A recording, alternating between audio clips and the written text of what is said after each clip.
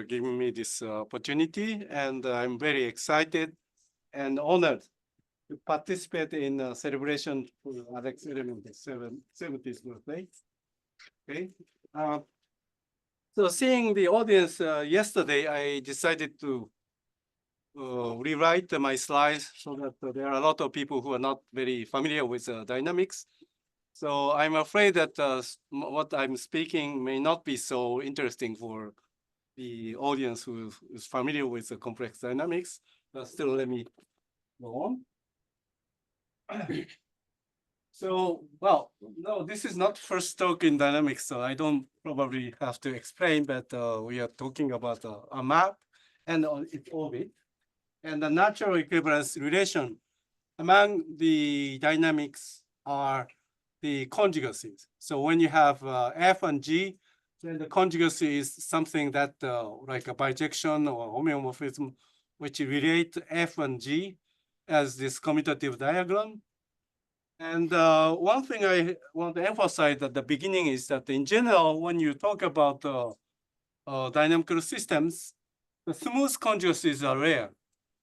Very rare even to have smooth conjugacies.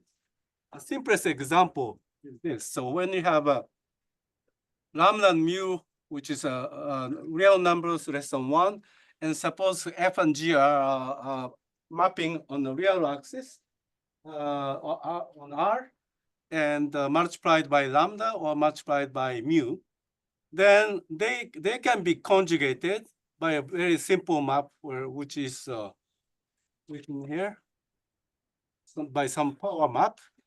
But this conjugacy is not smooth at the origin unless lambda equals mu, or this map or its inverse, one of them is not smooth at the origin unless they are equal. These multipliers lambda and mu are equal. So even for this simple case, you cannot get the smooth conjugacies. Well, since this is about the complex analysis, let me give you another example, which is like a Fuchsian groups. So suppose you represent two Riemann surfaces, say compact Riemann surfaces, as a quotient of two-dimensional hyperbolic space by Fuchsian groups. And if they are homeomorphic, well, you can conjugate the two groups, but they are not smoothly conjugated.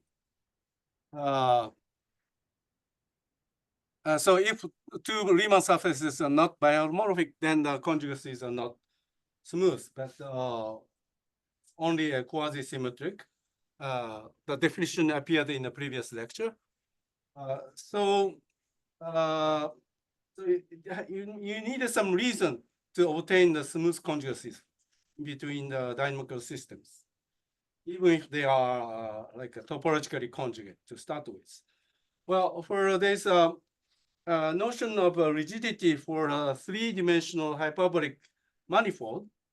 So in this case, if you have two compact hyperbolic manifold, which are say homeomorphic, then they are automatically conformally conjugate on the boundary of three-dimensional hyperbolic sphere, which is a two-dimensional sphere. So this is very special case. So this means that you can start with a homeomorphism, and eventually this conjugacy is upgraded to a conformal or Möbius conjugacies. So now I refer to this phenomenon, rigidity.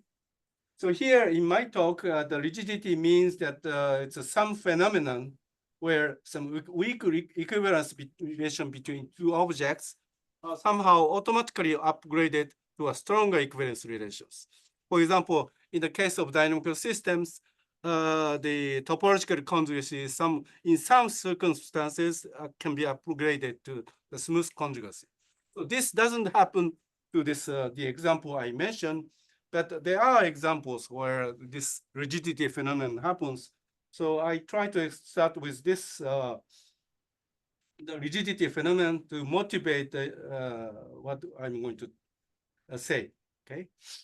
So before you to go to the general theory, let me give you some like exercise or a toy model of conjugacy problems. So suppose you have two Cantor sets, but not a regular one-third Cantor set.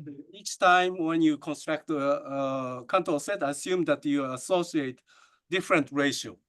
Here, usually you take one-third, and so on, but here now you have lambda 1, lambda 2, lambda 3, and so on, and another Cantor set with different ratio.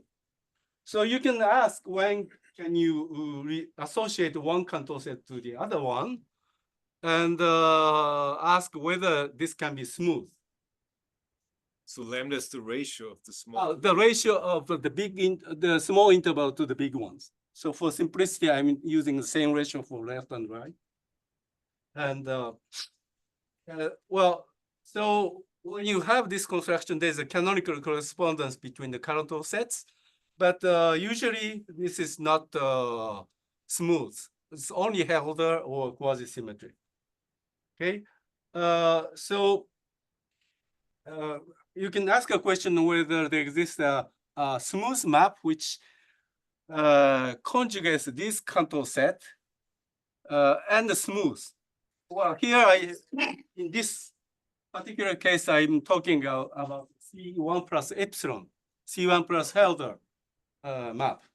So outside the Cantor set, I don't care how you correspond, but I ask that the restriction of this map to the Cantor set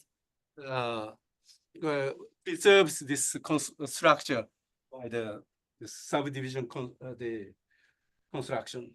Okay, so one sufficient condition is the following. So if you have a ratio, so here for simplicity, assume that these ratios lambda n and mu n are away from bounded away from 0 and 1/2.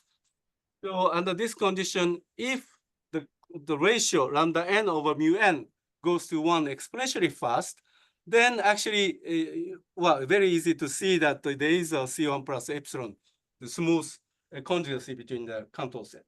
This is a prototype problem for what I'm talking about. So somehow you remember that this ratio should go to 1 exponentially fast. And then you can get the conjugacy, which is better than just a Helder or quasi-symmetry. So I'm talking about the cases where this can be achieved for a certain invariant set.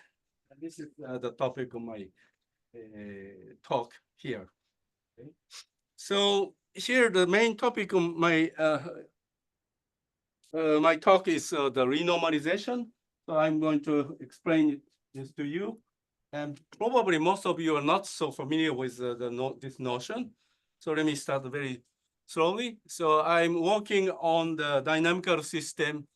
Well, discrete time dynamical system, that means you have a space X and a map from X to itself. And then inside this space, say this arrow represents this dynamics F.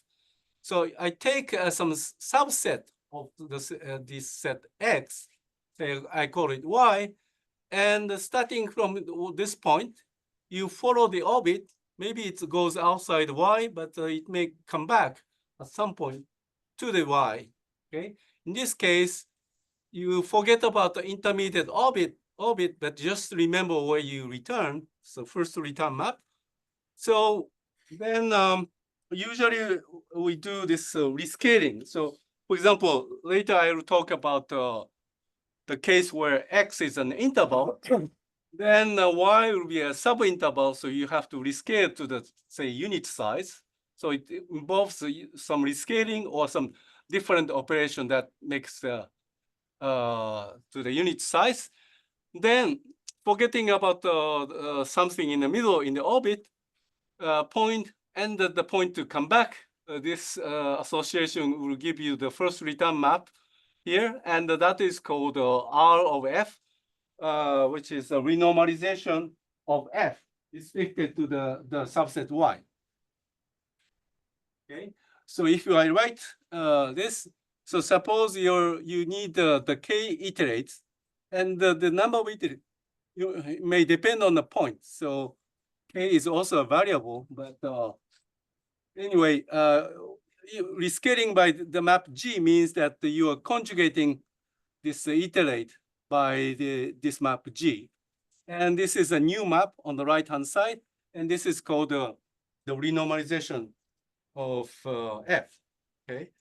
Well, later what I will talk about the case where G is not exactly the rescaling, but it's easier to start with this case, okay?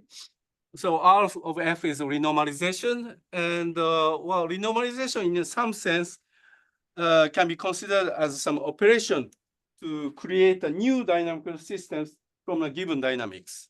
So in this sense, we are talking about the space of dynamical systems.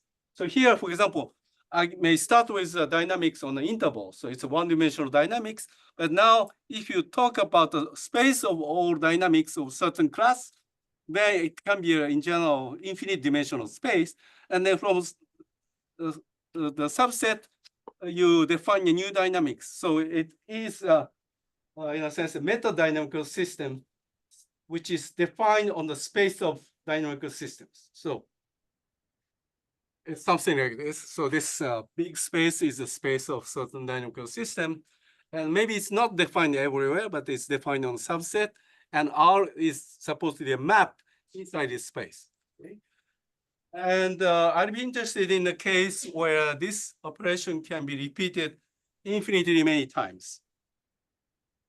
So for one time, you have this picture. But if you can repeat it, it's the schematically, I can draw this way. So here you need a 2 iterate to come back. Then you rescale it. Then you may need a 3 iterate to come back. And you rescale here. And it may be 2 iterate or 4 iterate and so on. And when you can repeat this construction infinitely many times, I say it's infinitely renormalizable. And it may look like a very specific conditions, but there are many important cases where this construction can be repeated infinitely many times. Okay.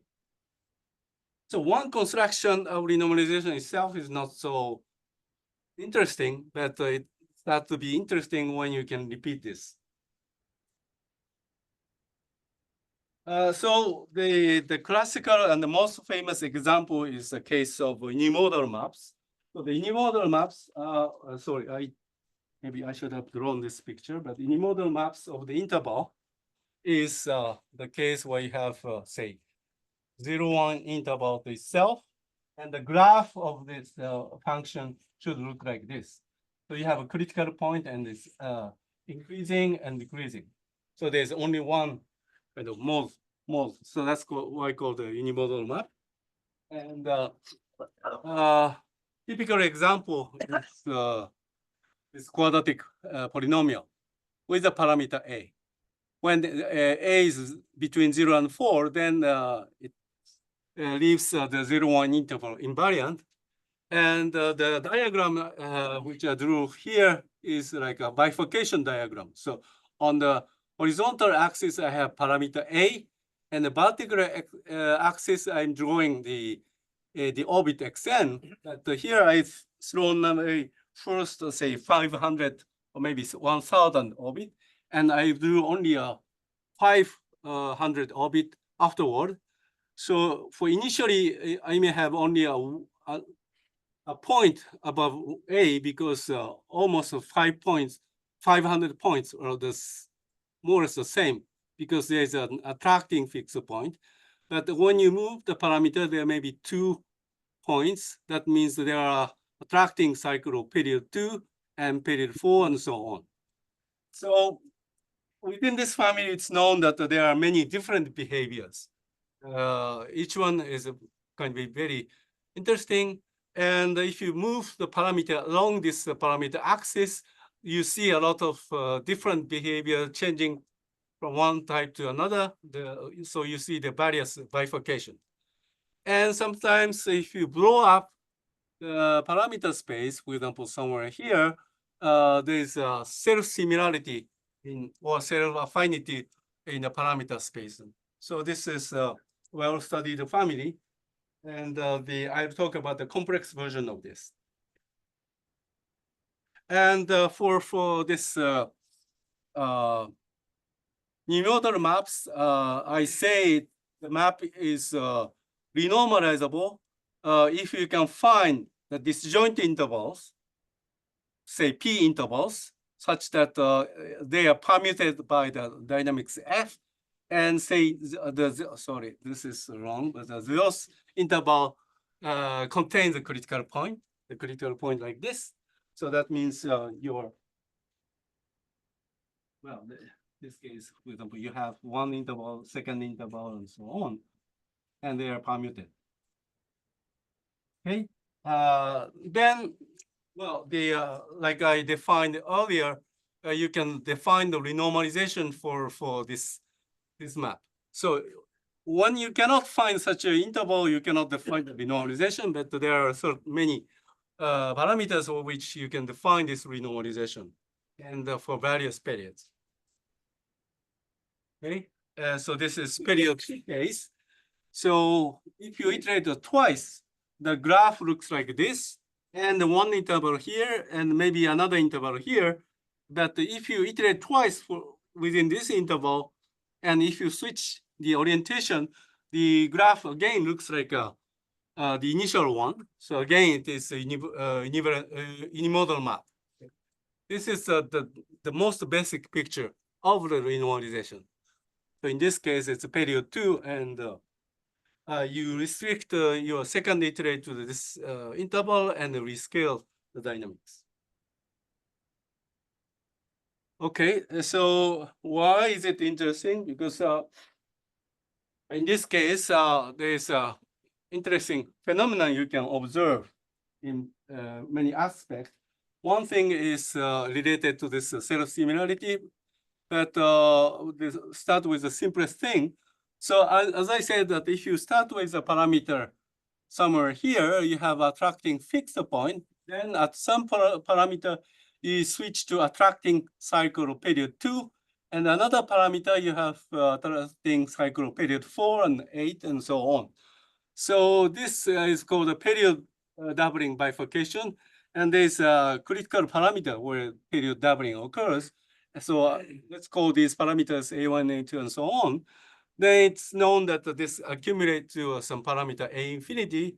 And what was observed by computer first is that this ratio of convergence exists. And not only exists, but for different families, you still have the same ratio. So it is called the universality phenomenon. And the way they explain this phenomenon is as follows. So we'll go back to this meta dynamics I described. So this was the definition of this period doubling renormalization. So essentially, when you move the parameter of the family here, then the height of the critical value is changing. But when this is realized, then inside the parameter space within the small parameter interval, this renormalization may have also the bifurcation so that this will be moving. The graph is going up to the top. So somehow the bifurcation for the F, the original F, may be reproduced for the second iterate of F. And this is why you get the self-similarity for the parameter space. And the global picture or meta dynamics picture is as follows. So this is a space of, say, unimodal maps. And if you take a one parameter family, it is just a one-dimensional curve inside the space. But what's important, first predicted by the Feigenbaum and Tresse, is that there should be some fixed point for the renormalization, which is called the Feigenbaum map. And not only it's a fixed point, but it is hyperbolic in the sense that in one direction it is expanding, and for codimension one directions, it is contracting. So this claim was first proved by Ranford using computer-assisted proof, but later on, many mathematicians got involved to study this more theoretical approach to this one, and a more general picture was proved by Michel Lubitsch. Okay, so then what happens to this picture? So suppose you have an expanding direction, and say with a multiplier delta and contracting direction. So what happens to this family?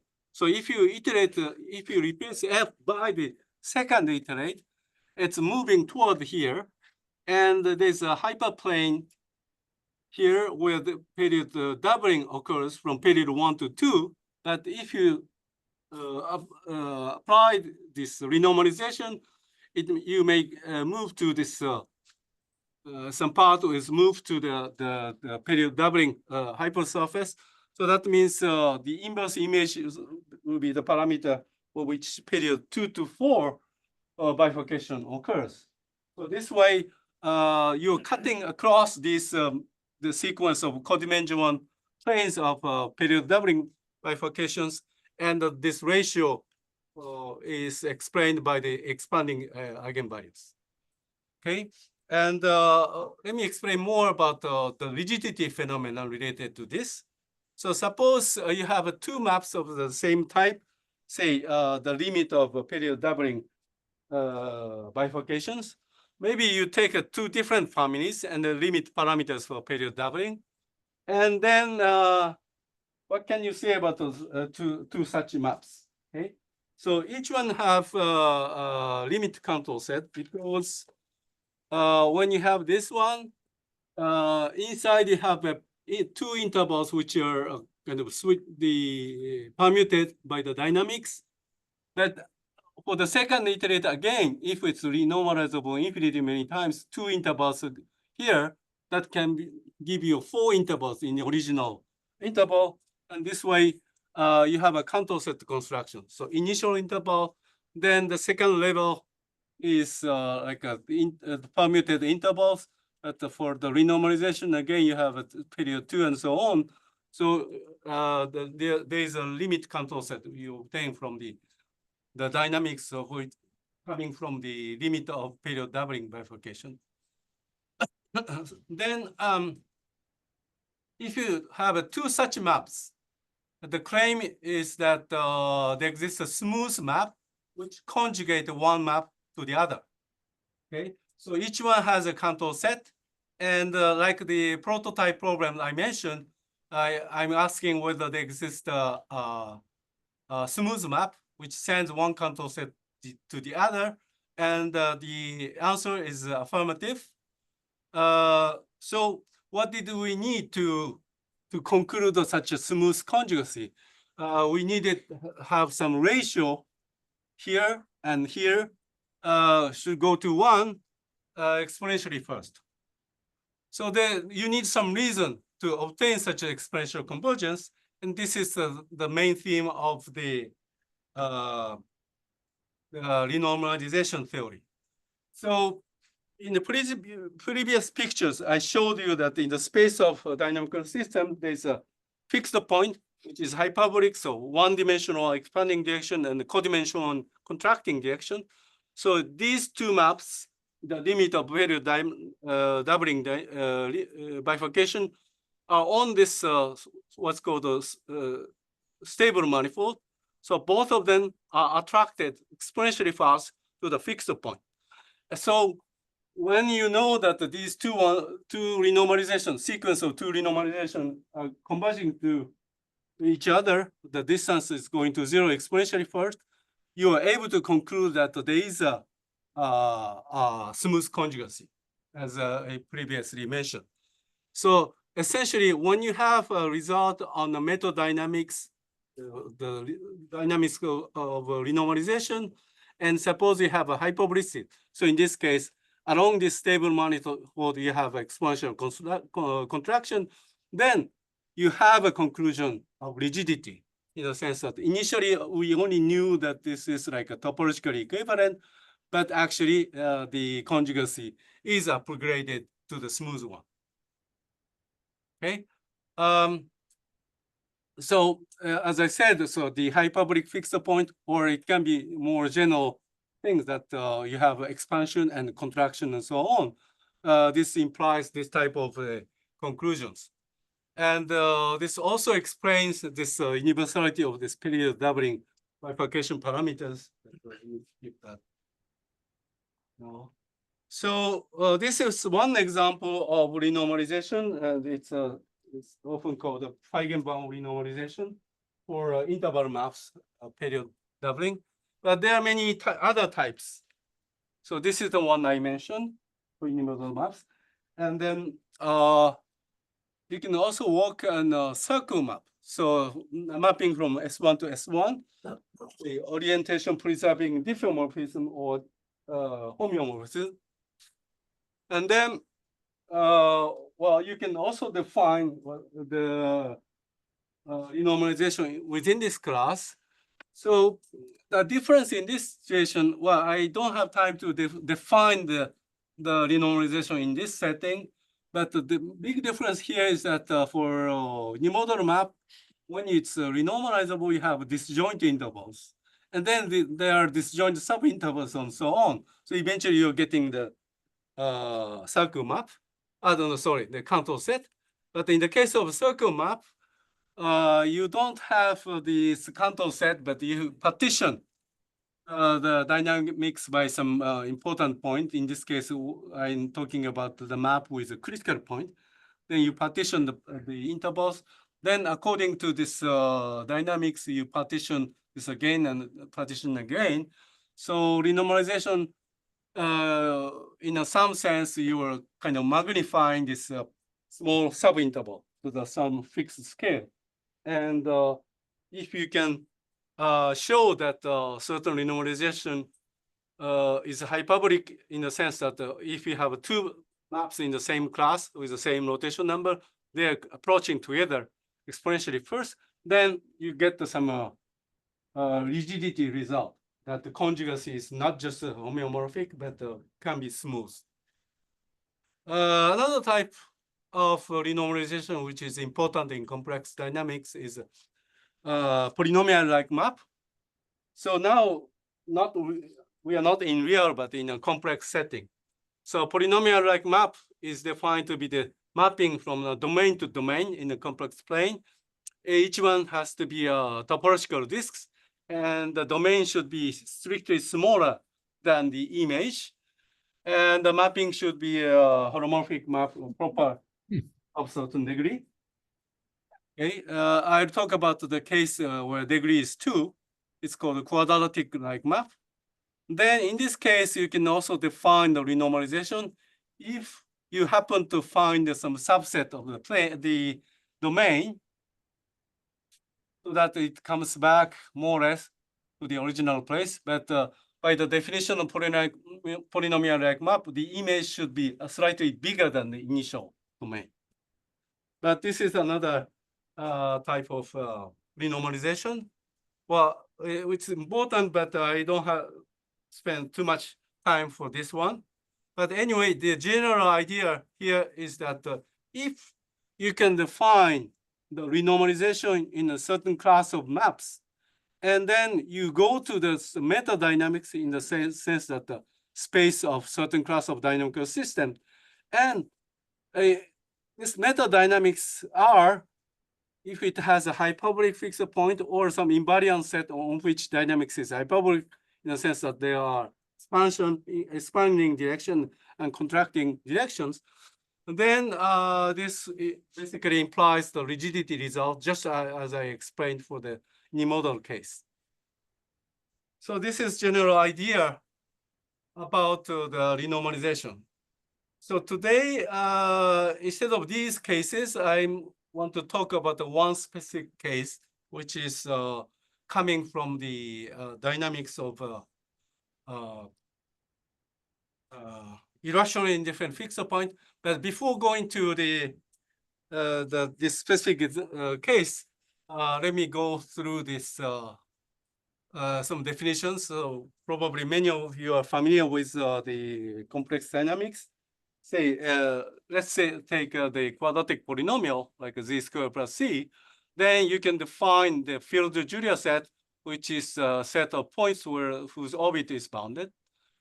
Then in the parameter space, the parameter is c here. in the parameter space of C's, where this field Julia set is connected, well, which is characterized by the fact that the critical point 0 is in this field Julia set. And this set M is called the Mandelbrot set. And so I don't go without showing these pictures. So this is a case of C for certain parameter C. I think there should be some black point somewhere here, which is the case of C in this case, no interior for this particular parameter. But there are many other types of the Julia set. And then in the parameter space, this is the Mandelbrot set, the black set, together with maybe these yellow filaments and so on, is the Mandelbrot set. Okay. So why is it connected with the renormalizations? So there's a very important open conjecture in complex dynamics. This is the most important conjecture for the quadratic polynomials, which is still open. MLC, the Mandelbrot set, is locally connected.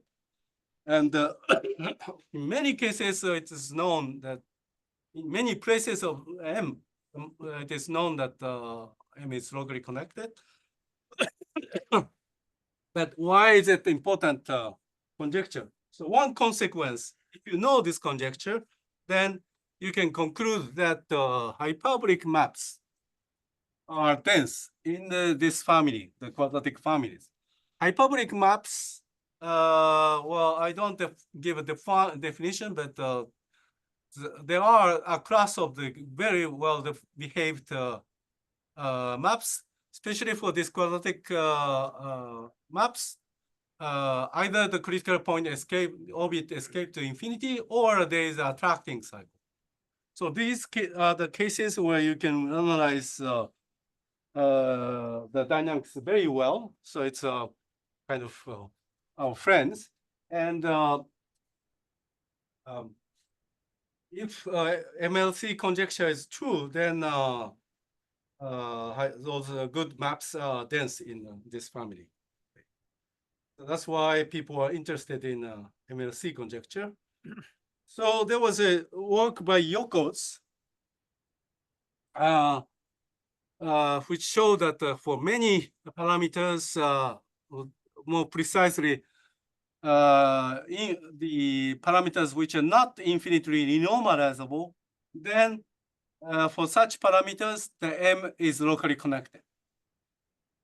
So here, the renormalization is defined in terms of, the polynomial-like maps in the previous slide. So that means if you want to solve the MLC, you have to deal with infinitely renormalizable polynomials. And so that's why a lot of people are focused on the infinitely renormalizable parameters. Okay, so that's the reason we are very much interested in renormalization. But now I go away from the polynomial-like maps, but I talk about another type of renormalization. So now, well, I'm interested in the dynamic fixed point, or the dynamic in the neighborhood of fixed point, and the fixed point where the derivative is like a irrational rotation. So the multiplier is e to the 2 pi I alpha, where alpha is an irrational number. So when the multiplier is less than 1 or larger than 1, dynamics is very easy to analyze. When alpha is a rational number, you can still understand the dynamics. But when the alpha is irrational, well, there are delicate cases, especially depending on the type of irrational number alpha. Okay?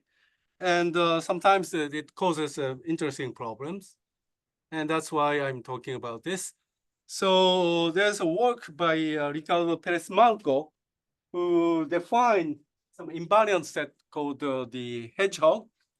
So sometimes if you can conjugate this dynamics to the exact rotation, so without the second term, then it's easy to analyze. It is really irrational rotation, so orbit just goes around the round circle.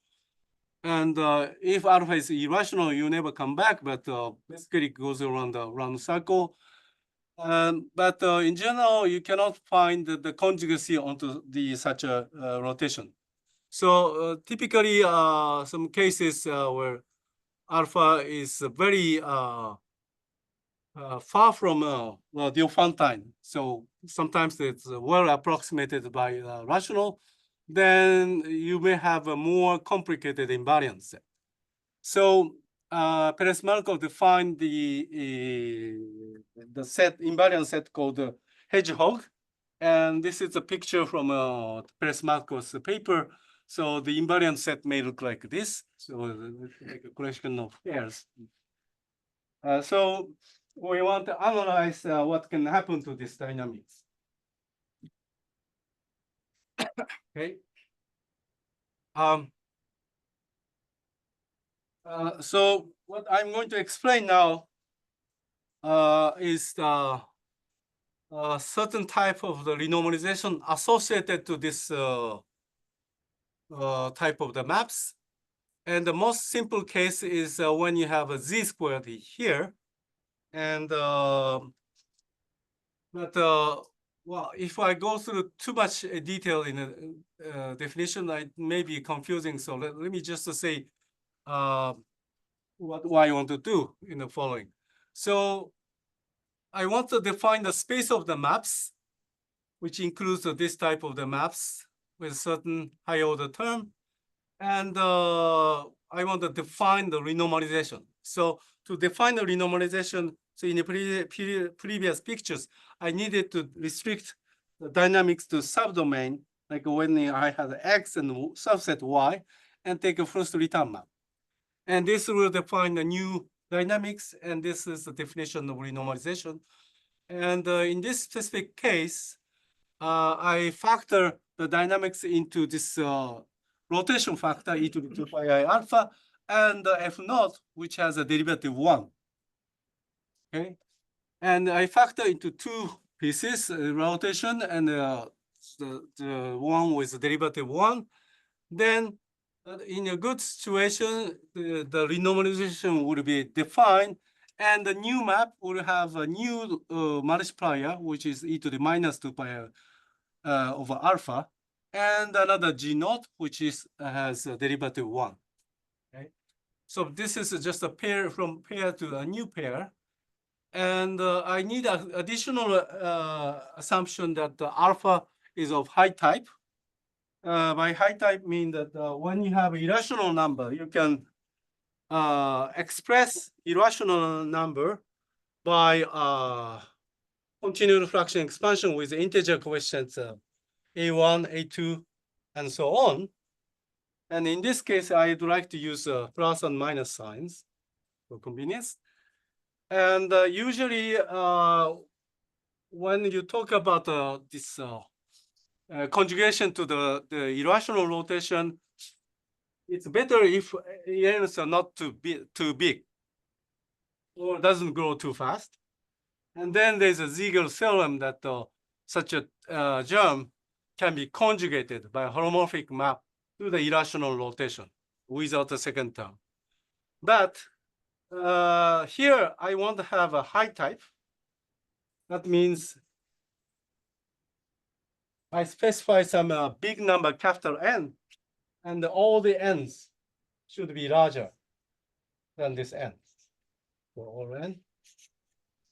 So this is a definition of high type when you specify this capital N. So I consider the class of maps like this with a condition on alpha of high type. I'm able to define this renormalization in this class and split into this rotation factor, and F naught is in this class F. And I define this renormalization. So in this setting, I claim that you can have a hyperbolic behavior in the sense that, so I have these two factors. So in alpha direction, it is expanding. Actually, it's expanding if you're taking alpha to -1 over alpha. When alpha is small, when these numbers are large, that means alpha is small. So when alpha is small, 1 over alpha is really expanding. And then there's another factor for the functions, arbitrary functions, some class. And in this direction, it should be contracting.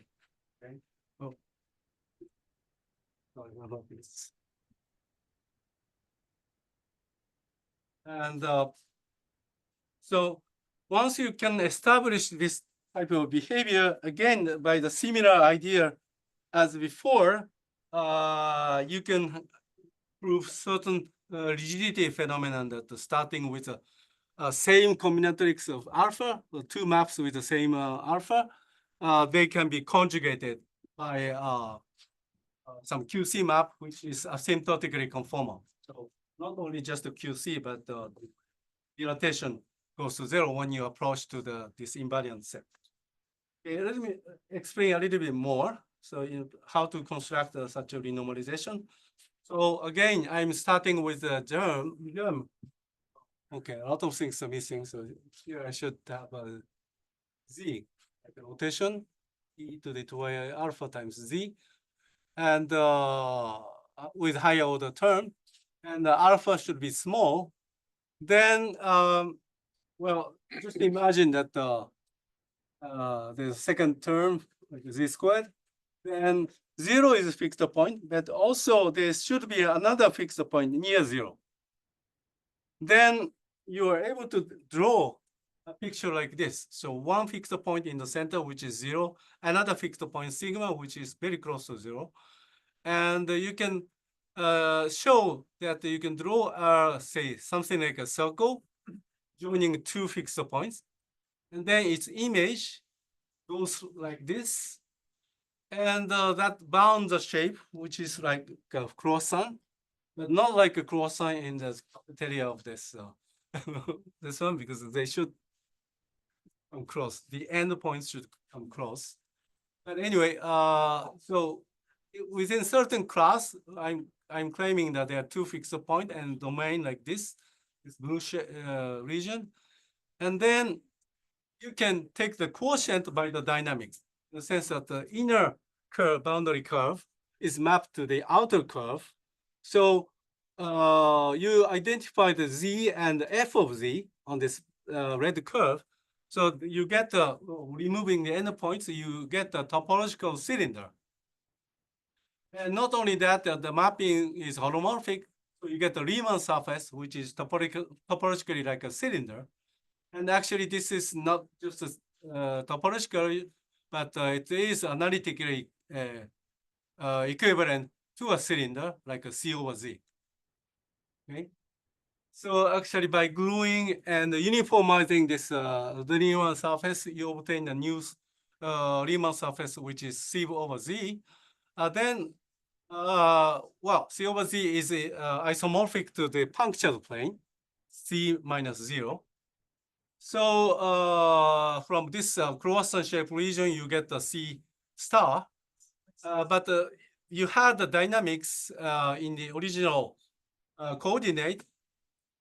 And you can be sure that if you start with a point near the tip of the croissant, then orbit will come back again to this blue region. Okay, so that will define the first return map. So that means here you define the first return map. In the middle of the croissant shape, I don't know what happens. But at least at the end of this, at the tip of a croissant shape, you have a return map, and you can define the first return map. So since I identify the point and its image, so you have a well-defined map on the quotient cylinder. Okay, so you get a new map which is defined near the two ends of the cylinder as a first return map. Then if you go to the C star by the exponential map, you have a map defined on this neighborhood of the origin or in the neighborhood of infinity. So essentially starting from the dynamics of this type with some assumption with small alpha and so on, you are getting a new dynamics, which is not defined everywhere, but at least it's defined in the neighborhood of the origin and in the neighborhood of the infinity, which is holomorphic. And actually, they extend to the origin and to infinity, and they are going to be a fixed point. So now this is a construction of renormalization in our setting. So starting from the dynamics like this, take a fundamental region like this, and take a gluing and a quotient and uniformize and isomorphism onto C star, I get a new map which is only partially defined near the origin or near infinity. But anyway, again, you're getting new mapping, new dynamics. So this is the definition of my renormalization, and we call this cylinder renormalization or near-parabolic renormalization because the existence of this the other fixed point is guaranteed only alpha is small, or existence of this fundamental domain is only guaranteed when this alpha is small. So when alpha equals 0, the derivative is 1, so it's a parabolic fixed point. So we were in a situation, it's a near parabolic, so I call it a near parabolic renormalization.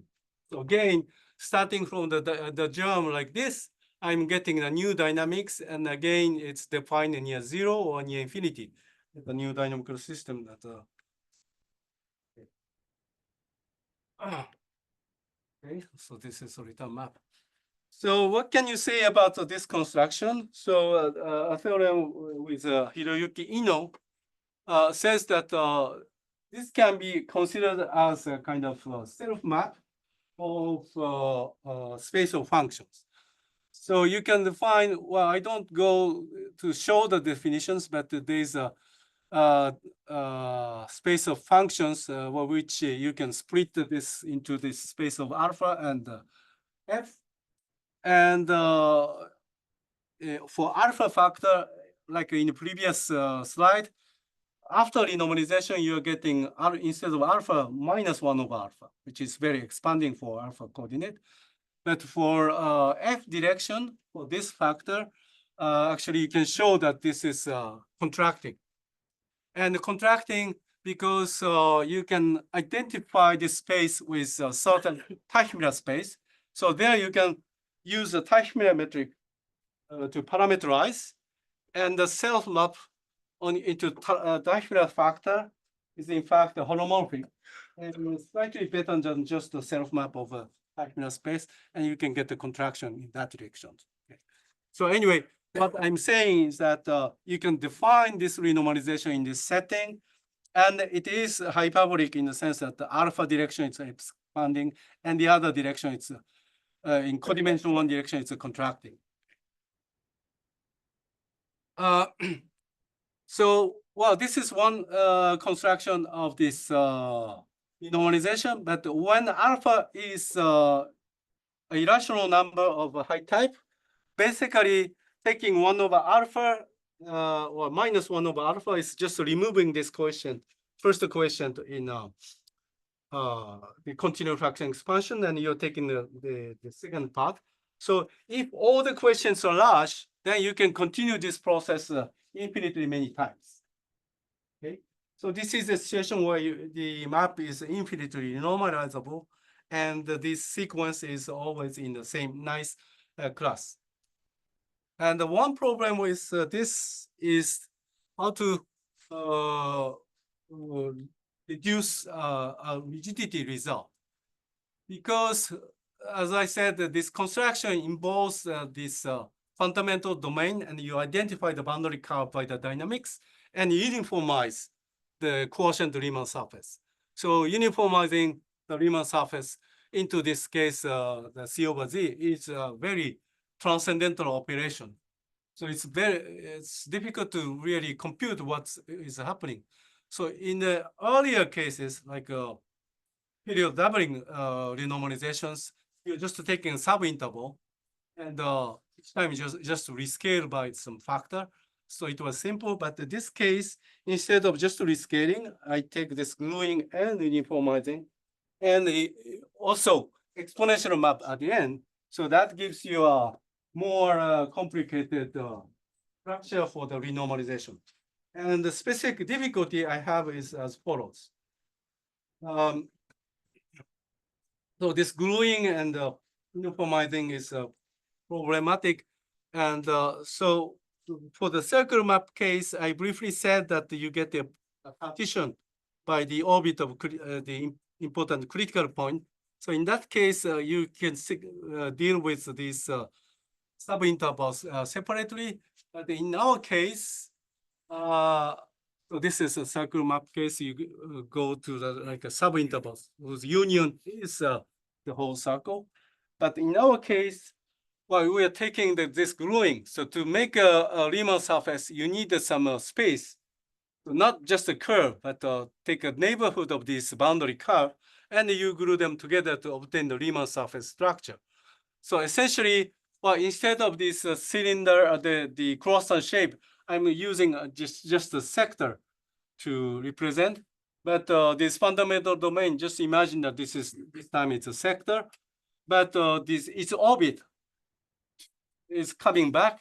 But to be able to glue the boundary curves, I need some space near the boundary curve, and you're gluing together these objects. So to recover from the result of renormalization back to the original dynamics, essentially you have to consider that there are the copies of these fundamental domains, and to recover the original ones, you have to glue them together. So now you have overlap, which you have to deal with, and this is something slightly different from earlier cases.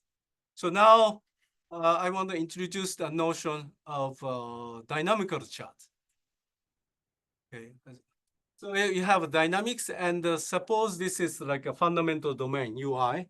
Then the UIs are, say, one boundary curve on this side. Okay. It goes to the other side. I'm taking a neighborhood of boundary curve.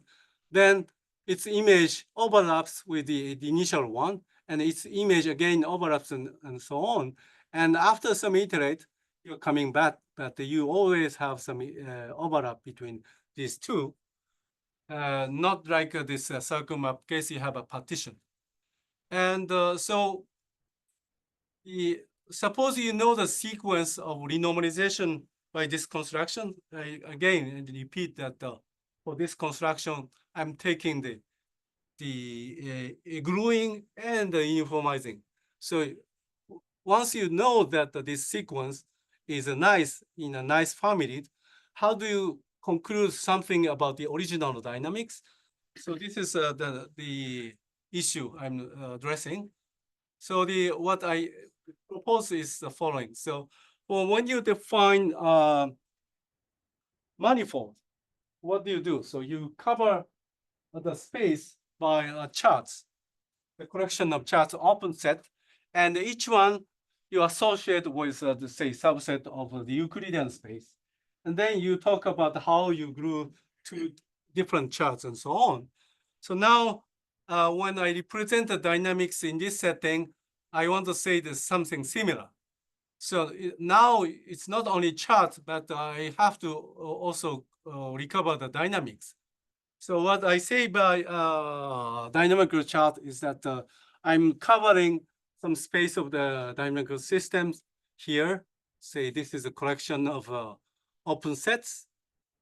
And in this case, I don't cover the fixed point. So I cover the punctual neighborhood. Then this is isomorphic to some space, and this is like a model space. So in the case of the manifold, it will be like a open set in Euclidean space. And then you have to have a map into the model space. So model space is like X even here. And maybe you need to have a small model spaces. And then you prepare the model spaces for each copies of this fundamental domain. And then what you need is to recover the dynamics. So essentially here you have like a transition map from one space to the other, one fundamental domain to the other. So you reproduce this in a model space, like from xi, you go to the xi plus 1 by the map capital Fi. So now you have some model dynamics, and then what it means that you have a return map is that after several iterations, you're coming back more or less to the initial space. Okay. And this way, you have to express the dynamics by the collection of the model space and the charts sent to the model space and dynamics between the model spaces and so on.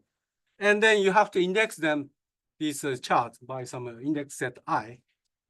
And that has induced dynamics by this permutation. And then, well, to go back, you have to glue the boundary regions, nearby regions. For example, this gluing should correspond to this overlap around here.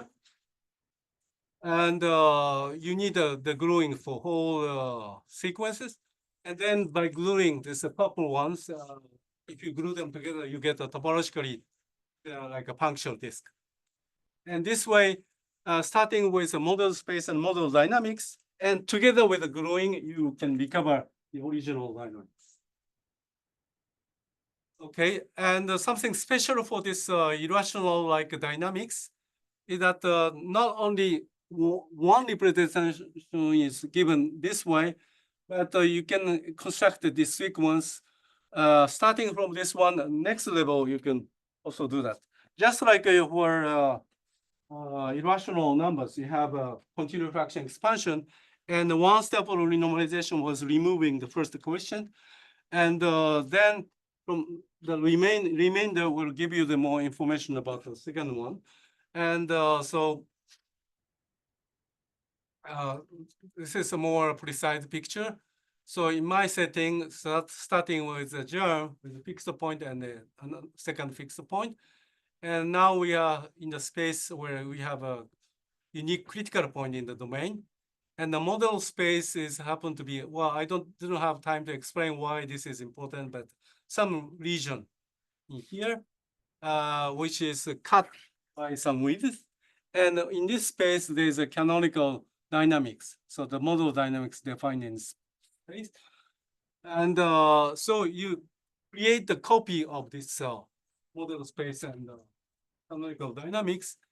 And so you start, well, for initial map, you just need a single chart and the two sides are glued together by a gluing to recover the original dynamics.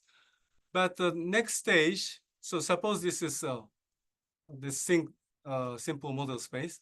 The next one, so this is initial one. So left boundary is identified with the right boundary.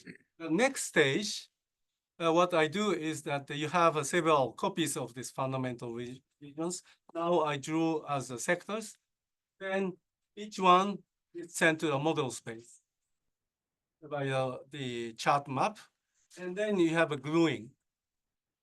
And inside now, this one itself, after you glue together, you get a new map for which you have a similar construction. So again, for this one, inside you get the copies of these charts. And then this will give you smaller fundamental domains for the first return map. And you can continue this process again and again.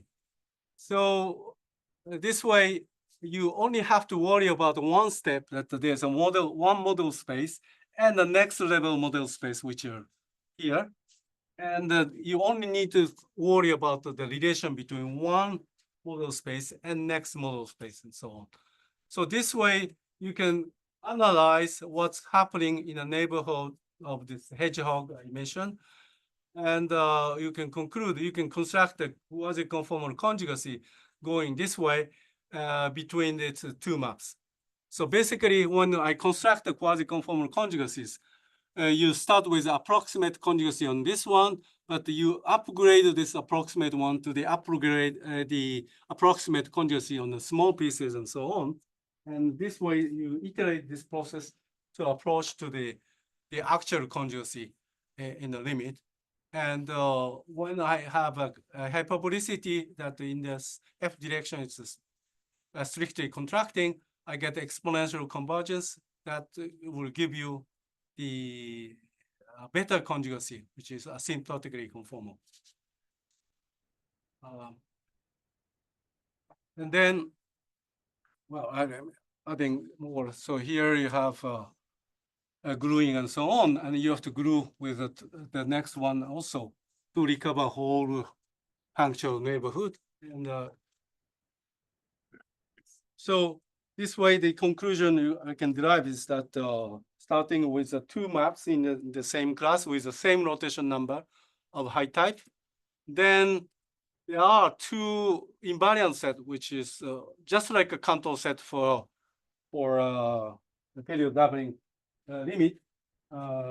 You can construct a QC conjugacy, which is asymptotically conformal at the point in the lambda f.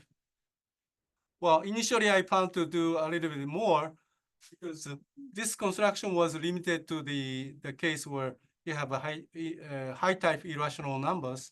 But there was more recent work by Dudko and Lyubich, which gives more control on the arbitrary rotation, irrational rotation number.